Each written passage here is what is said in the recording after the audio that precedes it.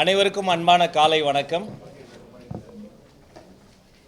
10ஆம் வகுப்பு பொதுத் தேர்வு முடிவுகள், இதில் வெற்றி பெற்றிருக்கக்கூடிய மாணாக்கர்களுக்கும் ஆசிரியர் பெருமக்களுக்கும் பெற்றோர்களுக்கும் நெஞ்சம் நிறைந்த வாழ்த்துக்களையும் அன்பையும் நாங்கள் பரிமாறிக்கொள்கிறோம். அதே போல எதிர்பார்த்த மதிப்பெண் கிடைக்கவில்லை என்று சோர்ந்து போகாமல் தன்னம்பிக்கையோடு விடாமுயற்சியோடு மீண்டும் இதில் மாபெரும் வெற்றி அடைய போகிற அந்த மாணாக்கர்களுக்கும் என்னுடைய சிறப்பு வாழ்த்தையும் என்னுடைய அன்பையும் இந்த நேரத்தில் சொல்லிக் கொள்கிறேன்.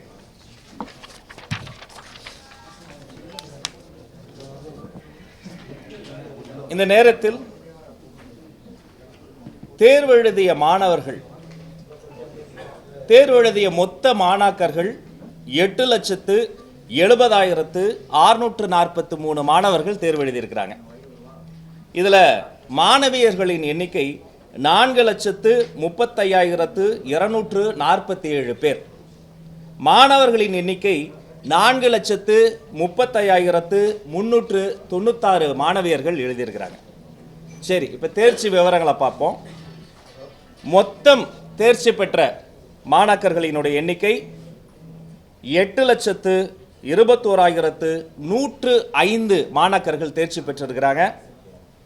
The total number of passed candidates உடைய பர்சன்டேஜ் பார்க்கிற பொழுது 94.31%, 94.31% மாணவர்கள் தேர்ச்சி பெற்றிருக்கிறாங்க. இதில் தேர்ச்சி பெற்ற மாணவியர்களினுடைய சதவீதம் பார்க்கிற பொழுது 96.47% மாணவிகள், அதாவது 4,19,891 மாணவியர்கள் தேர்ச்சி பெற்றிருக்கிறாங்க. மாணவர்களை பார்க்கிற பொழுது 92.15% மாணவர்கள், அதாவது 4,01,214 மாணவர்கள் தேர்ச்சி பெற்றிருக்கிறாங்க.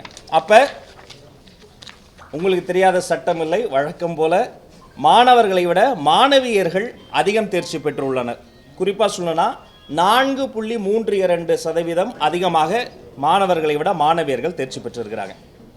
சரி, கடந்த ஆண்டு தேர்ச்சி பெற்ற மாணவர்கள் மாணாக்கர்களினுடைய எண்ணிக்கை இப்பயும் பார்க்கிற பொழுது கடந்த ஆண்டை விட கூடுதலாக இந்த முறை 0.51% மாணாக்கர்கள் தேர்ச்சி பெற்றிருக்கிறாங்க. 0.51% அதிகமாக இந்த முறை நமக்கு ரிசல்ட் கிடைச்சிருக்கு. மொத்த பள்ளிகளின் எண்ணிக்கை 12,407 பள்ளிகள். அதில் 100% தேர்ச்சி பெற்ற பள்ளிகள் 5,171 பள்ளிக்கூடங்கள் 100% காமிச்சிருக்கிறாங்க. 100% பாஸ் பர்சன்டேஜ் காமிச்சிருக்கிறாங்க. 5,171 5,171 ஸ்கூல்ஸ் 100% பாஸ் பர்சன்டேஜ் காட்டியிருக்கிறாங்க. அதே போல 100% தேர்ச்சி பெற்ற அரசு பள்ளிகள், number of government school score 100% pass பார்க்கிற பொழுது 1,931 அரசு பள்ளிகள் 100% தேர்ச்சியை காட்டியிருக்கிறார்கள். சரி, இப்போ இதில் அரசு பள்ளிகளினுடைய பாஸ் பர்சன்டேஜ் பார்க்கிற பொழுது, தேர்ச்சி சதவீதம் பார்க்கிற பொழுது 91.86 91.86% கவர்மெண்ட் ஸ்கூல்ஸில் பாஸ் பர்சன்டேஜ் இருக்குது. கவர்மெண்ட் எய்டட் ஸ்கூல்ஸ், அரசு உதவி பெறும் பள்ளிகளில் 94.34 94.34% இருக்குது. பிரைவேட் ஸ்கூல்ஸை பொறுத்த வரைக்கும் 98.14 98.14% இருக்கிறது. இப்போ எந்தெந்த மாவட்டங்களில் சிறப்பிடம் பெற்றிருக்கிறாங்க தேர்ச்சி சதவீதத்தில்? சிறப்பிடம் பெற்ற 5 மாவட்டங்களை இப்போ நான் சொல்ல போகிறேன். தமிழ்நாடு அளவில் 97.57% தேர்ச்சி சதவீதம் பெற்று 97.57% ஸ்கோர் பண்ணி புதுக்கோட்டை மாவட்டம் முதலிடத்திலும், அதைத் தொடர்ந்து 97.54% 97.54% சிவகங்கை அதற்கு அடுத்த இடத்திலும், 97.41 97.41% தஞ்சாவூர் மூன்றாவது இடத்திலும், 97.31 97.31% திருச்சி மாவட்டம் அதற்கு அடுத்த இடத்திலும், 97.30 97.3 கன்னியாகுமரி மாவட்டம் அதற்கு அடுத்த இடத்திலும் இருக்கிறாங்க.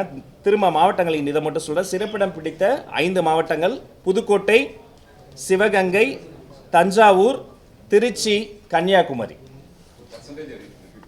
புதுக்கோட்டை 97.57%, சிவகங்கை 97.54%, தஞ்சாவூர் 97.41%, திருச்சி 97.31%, கன்னியாகுமரி 97.30%.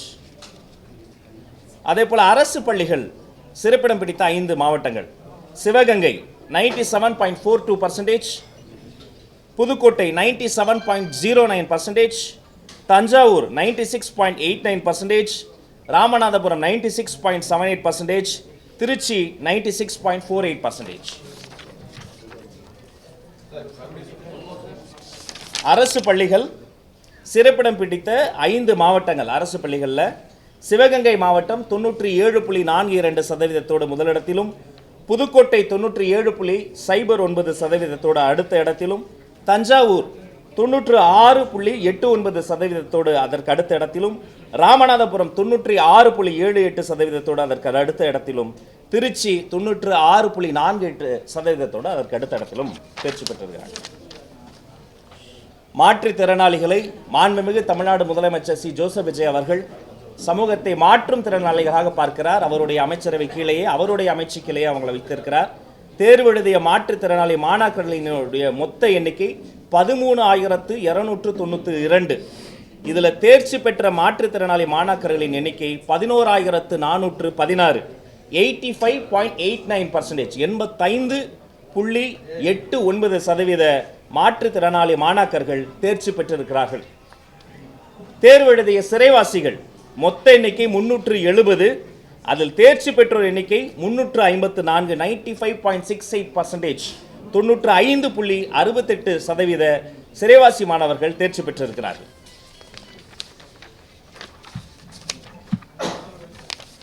இதில் வெற்றி பெற்றிருக்கிற அந்த மாணாக்கர்களுக்கு, அவர்தம் ஆசிரியர் பெருமக்களுக்கு, பெற்றோர்களுக்கு, பள்ளிக்கூடங்களுக்கு, அவர்களுக்காக அரும்பாடுபட்டு உழைத்த அதிகாரிகளுக்கு, அன்பர்களுக்கு, நண்பர்களுக்கு நல்வாழ்த்துக்களை நாங்கள் சொல்லிக் கொள்கிறோம். இந்த நேரத்தில் கல்வி என்பது தமிழ்நாட்டினுடைய மிக முக்கியமான ஒரு பாதையாக இருக்கிறது. இதில் அடியெடுத்து வைக்கிற, அடுத்த நிலைக்கு செல்ல இருக்கிற அனைத்து நல் உள்ளங்களுக்கும் எங்களுடைய வாழ்த்துக்களையும் வணக்கங்களையும் தெரிவித்துக் கொள்கிறோம். நன்றி. மாணவர்கள் குறைஞ்சிட்டே இருக்கணும். நீங்க வருஷம் பார்த்துக்க, அது என்ன ஸ்டெப் எடுத்திருக்கீங்க? ஏன் கொண்டு வர முடியாது? ஏன்னா ஒவ்வொரு முறையும் நம்ம பெருமையாக சொல்றோம், அவங்களும் மாணவர்கள் தான், மாணவிகளும் கூட. ஆனாலும் இருந்தாலும் கூட மாணவர்களுக்கு அவங்களுக்கு ஒரு தன்னம்பிக்கை குறையறமா இருக்கும்ல, அதுக்கு என்ன பண்ண போறீங்க? மாணவர்களும் மாணவிகளும் 2 பேருமே எங்களுடைய 2 கண்கள். நாங்கள் 2 பேரையும் தனித்தனியாக பார்க்கல. ஒரு கண்ணை மூடி இன்னொரு கண்ணை பார்க்க முடியாது. அதனால் மாணவிகள் நிறைய மார்க் வாங்குறதும் மாணவர்கள் கம்மியாக வாங்குறதும் அவர்களுக்குள்ளார நம்ம போட்டியாக பார்க்கக்கூடாது. 2 பேருமே நம்ம குழந்தைகள் தானே. அதனால் நிச்சயமாக எதிர்வரும் ஆண்டுகளில் அதுவுமே மாறும் என்பதை நம்ம எதிர்பார்க்கிறோம்.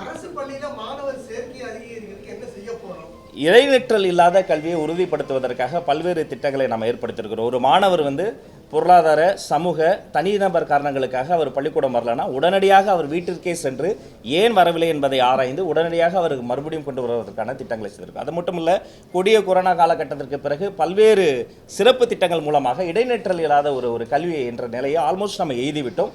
எனவே எல்லா ஒரு மாணவர் கூட மிஸ் ஆகிடக்கூடாதுன்னு அது ஒரு பெரிய ஒரு மலை போன்ற ஒரு டெரெயினில் இருக்கக்கூடிய மாணவராக இருக்கலாம், கஷ்டத்தில் இருக்கக்கூடிய ஒரு மாணாக்கராக இருக்கலாம், யாராக இருந்தாலும் மிஸ் அவுட் ஆகக்கூடாதுன்னு இன்க்ளூசிவாக அவங்க அத்தனை பேரையுமே உள்ள கொண்டு வந்து.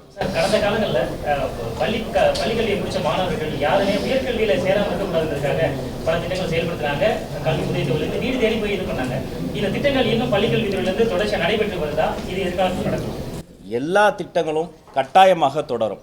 கல்வியை பொறுத்தவரை அந்த எந்த மாணவரும் மிஸ் அவுட் ஆகிடக்கூடாதுங்கிறதுல நாங்கள் ரொம்ப கண்ணும் கருத்துமாக இருக்கிறோம். இன்னும் சொல்லப்போனால் நேற்றைய ஆய்வுக்கூட்டத்தில் கூட நான் சொல்லிட்டு இருந்தேன், முதல் மதிப்பெண் வாங்குகிற மாணவர் எப்போவுமே பிரைட்டாக வெளில தெரிவார். ஆனால் ஒரு ஸ்லோ லேர்னர் இருப்பார், ஒரு ஆவரேஜ் ஸ்டூடெண்ட் இருப்பாங்க. அவங்க தான் நம்மளுடைய ஃபஸ்ட்டு ப்ரையாரிட்டி. அவங்கள இன்னும் கொஞ்சம் அவங்கள என்ஹான்ஸ் பண்ணி அவர்களுக்கு தேவையான சப்போர்ட் சிஸ்டத்தை எக்ஸ்டெண்ட் பண்ணுங்கிறதுல ரொம்ப தெளிவாக இருக்கிறோம். அதனால் எனவே எல்லா திட்டங்களும், கல்வித்துறையில் இருக்கக்கூடிய அனைத்து திட்டங்களும் தொடரும் என்பதையும் இந்த நேரத்தில் ஆட்சியில் மாநில கல்விக் கொள்கையை கொண்டு வந்தாங்க. தமிழ்நாடு அரசுக்குன்னு சிறப்பு பாடத்திட்டம் இந்த மாதிரி விஷயங்களை உருவாக்குனாங்க. அது இன்னும் முழுமையாக செயல்பாட்டுக்கு வரல. நாம் அதை செயல்படுத்துவோமா இல்லை அதை மறு ஆய்வு செய்வோமா? நிச்சயமாக இப்போ SCERT அவர்கள் உருவாக்கி இருக்கக்கூடிய புதிய பாடத்திட்டம் 3ஆம் வகுப்பிற்கான அந்த பாட நூல்கள் எல்லாம் அந்த மாநில கொள்கையின் அடிப்படையாக கொண்டு கருத்தாளர்கள், கல்வியாளர்கள், கல்வித்துறையில் இருக்கக்கூடிய மிக முக்கியமான நிபுணர்கள் மூலமாக உருவாக்கப்பட்டு நேற்றைய தினம் அது அங்கே அதற்கான பயிற்சியும் வழங்கியிருக்கிறோம். அப்போ இங்கே அதில் எந்த ஒரு குழப்பமும் வேண்டாம். நிச்சயமாக கல்வியை பொறுத்தவரை மாணாக்கர்களினுடைய வாழ்க்கையை பொறுத்தவரை அவர்களுக்கு எது தேவையோ சைல்ட் சென்ட்ரிக்கான அப்ரோச்சை நாங்கள் வந்து தொடர்ந்து கடைபிடிப்போம் என்பதை தெரிவித்துக் கொள்வோம். நன்றி. அரசு பள்ளிகளில் அட்மினிஸ்ட்ரேட்டிவ் இன்ஸ்ட்ரக்டர்ஸ் ஒரு 6000 பேர் இருந்தாங்க. அவங்க வந்து கான்ட்ராக்ட் முறையில் வேலை செய்யறாங்க. அவங்களுக்கு வந்து இப்போ எவ்ரி இயர் வந்து மே மாதமும் கான்ட்ராக்ட் இருக்கிறோம். ஆனால் இது வரைக்கும் அவங்களுக்கு ஆகலை. அது இல்லாமல் ஏப்ரல் மாதம் வந்து அவங்களுக்கு சம்பளம் வரல. இந்த மாதிரி கோரிக்கைகள்லாம் அவங்களுக்கு சொல்லியிருக்காங்க சார். இது நிறைய கோரிக்கைகள் அது மாதிரி வந்திருக்கு. இது மாதிரி அக்ரிமெண்ட் பேஸ்டு கான்ட்ராக்டர்ஸுடைய கோரிக்கைகள்லாம் நாங்கள் வந்து சீராய்வு செய்து கொண்டு இருக்கிறோம். அதிகாரிகளோடு கலந்து பேசி அனைவருக்கும் ஒரு நல்ல முடிவை நாங்கள் சொல்லுவோம்.